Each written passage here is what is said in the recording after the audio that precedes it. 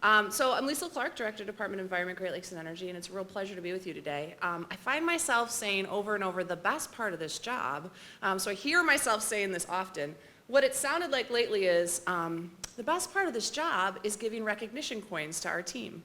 The best part of this job is getting to all the different district offices to having a chance to visit with people. The best part of this job is getting to come to the Upper Peninsula on such a beautiful day and do I understand this is one of the first conferences in this new facility? Which when we drove around the corner, I'm like, what did Northern Michigan do? So I was the keynote at the UP Energy Summit last year, which was of course in the older part of the facility, and their conference is next week in this room, so we're going to try to record a greeting from me for them from right here, and so I can just tell them, I was just a week early and none of you were here. But it is a real pleasure to be with you. I'm excited about the Northern Michigan Environmental Compliance Conference. I'm excited about how many folks were interested. Of course, it takes a lot of our team to put this on, but of course, that doesn't happen without all of you. And so we really appreciate this opportunity to have a back and forth. We know that compliance is important to everyone. We know that our resources are important to everyone, and that's clearly demonstrated by having all of you in the room. I hope this is just an opportunity to do this as a starting point and really grow from here. So thank you for being here. Thank you for the delicious whitefish. My mom says you should never have whitefish unless you're north of the 45th parallel, so you all took care of that for us. And I do have to tell you that on the way up here, we did have a quick stop in Seney. I was really excited about this taxidermy squirrel. I have to tell you this story, because if I don't tell you, it's going to come out, and then I'm just going to be embarrassed that it come out. So I'm up in Seney, it's like 4 or 5 years ago, and I stop at that gas station on 28 and 17, and there's a taxidermy squirrel lamp. So there's like a lamp coming out of the squirrel's head. And I don't know why I didn't purchase it right at the moment.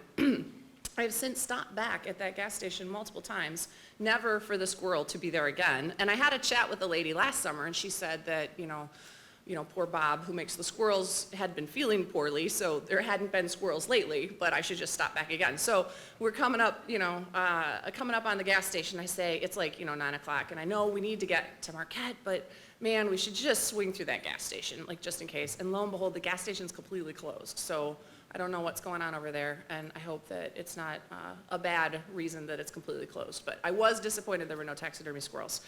And I probably shouldn't have told you that, because now I'm probably going to have taxidermy squirrels in my office, which is not my intent. I was buying it for my uncle. But anyway. So really appreciate the chance to be with you here today. I just put a few things together that I'd like to share with you that are going on at the department, and then I'd be interested to see if there's any questions or thoughts that you have after your time together with so many folks from our team. So a couple of things I wanted to mention to you that we've been thinking about as we've been kind of building a foundation and a path forward. So one of the things that's coming up on our radar pretty often right now is some changes to the lead and copper rule that were made in 2018 and will change the way that we do testing and look at water that's coming out of people's taps. The reason that I bring it up is because of this changing testing method, we're going to get different numbers about lead in communities.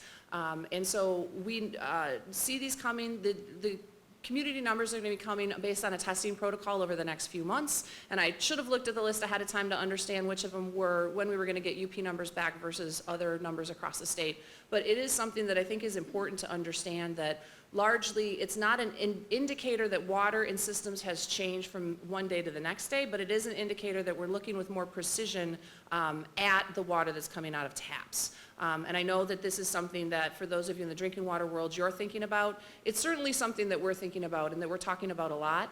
And we appreciate the folks that have participated in the training sessions that we did, that our staff put on, to try to talk about implementation of the rule, what it means to community systems, what it's going to mean at the end of the day, to the 10 million people that we call our bosses. How do we need to be communicating that, and how do we need to help people make sure that they've got the information that they need to protect their families? So lead and copper rule changes upcoming. I looked at some of the breakout sessions, and I suspect this is something I'm probably quoting Eric, because Eric probably talked about this as well, and it's probably come up a couple of times in the course of your discussions. But wanted to mention that. And those changes from how we look at the lead and copper rule implementation also tie into another place we've been spending a lot of time from a department perspective, which is water infrastructure. So of course you hear a lot from my boss about road infrastructure. That's critical as well. However, water infrastructure is a place where we as a state need to really turn our attention. So again, some changes from that lead and copper rule around water asset management plans and how communities are communicating that back to the department. That will help us aggregate that number, understand what's going on in systems, and really try to be more thoughtful about what's necessary to update our water infrastructure. But we've had a real challenge. We could have real challenges as a state if we're not thinking about that unseen infrastructure layer.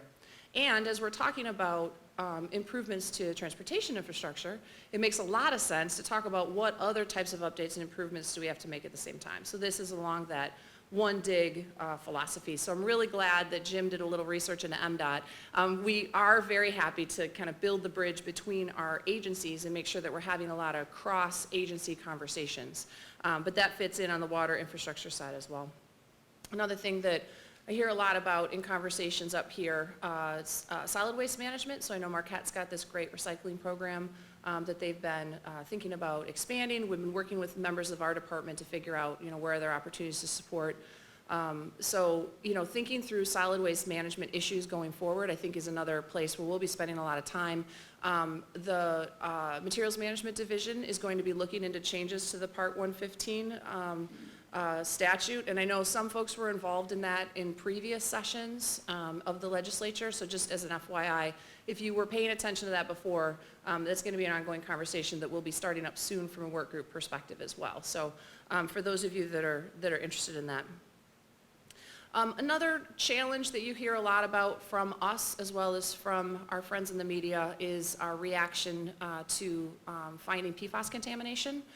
So I will say that in my early days of the department, which I think I probably can still say it's early days of the department, I'm constantly impressed by how much work is happening in this space and by the deep level of expertise of toxicologists on our team, of all the different kind of scientific research areas that are necessary to make sure that we're being thoughtful about our PFAS response. We literally have hundreds of people across state government working on how do we handle what we understand about PFAS and where it's at right now, and then going forward, what are the things that we need to think about in order to make sure that we are responding thoughtfully.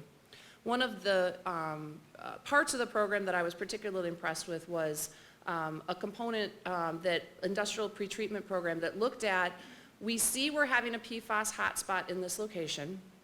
We can treat it in this location and deal with it, but let's take it upstream and figure out where is it coming from, what are the challenges from how it's ending up into the system, and then what sort of improvements do we need to make to follow it upstream and deal with it upstream as opposed to dealing with it at the source. So some real creative ways that the department, working with the other departments in state government, have been looking at how to get in front to the best of our ability of the challenges that are coming at us from an emerging contaminant or legacy contaminant perspective.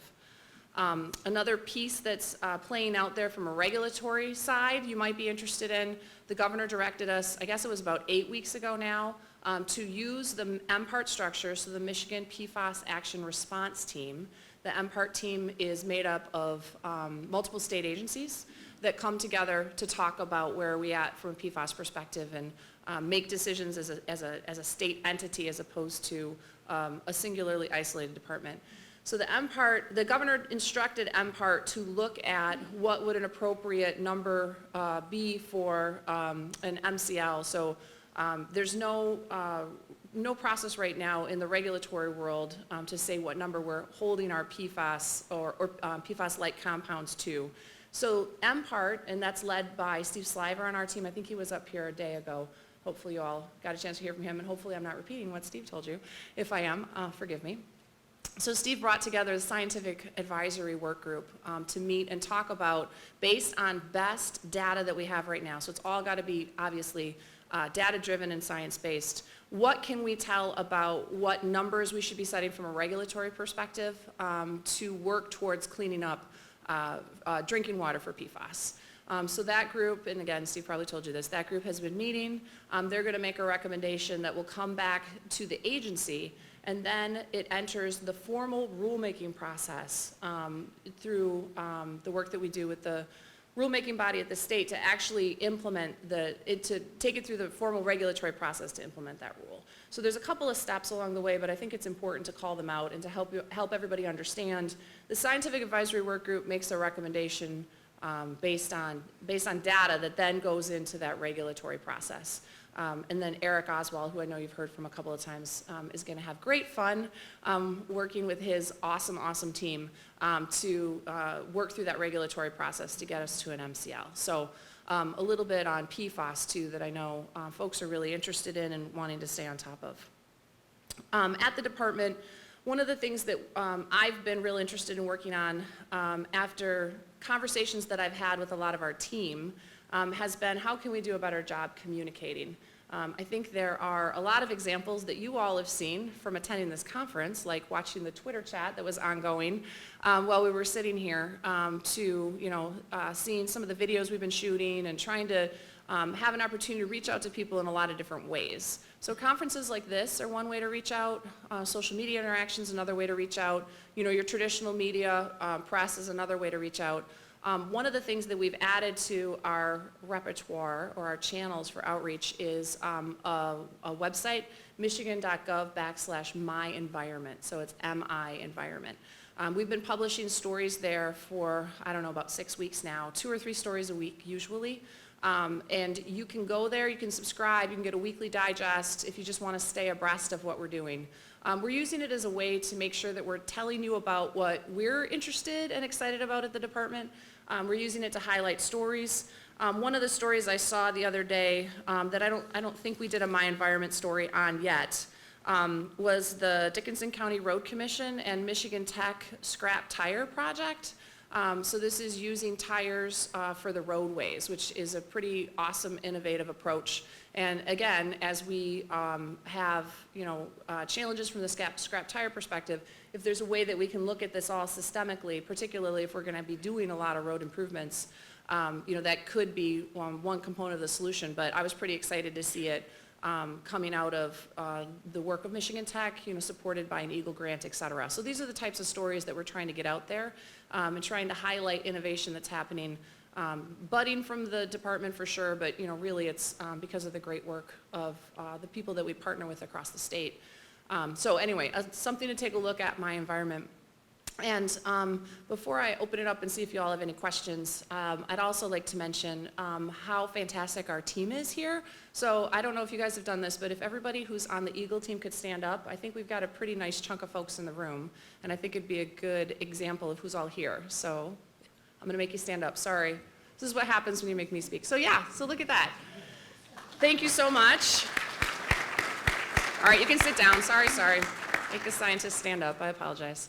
It's a great team, and I really appreciate all their efforts and the opportunity to come here and really interact with all of you and move it all forward. So appreciate the work of that team.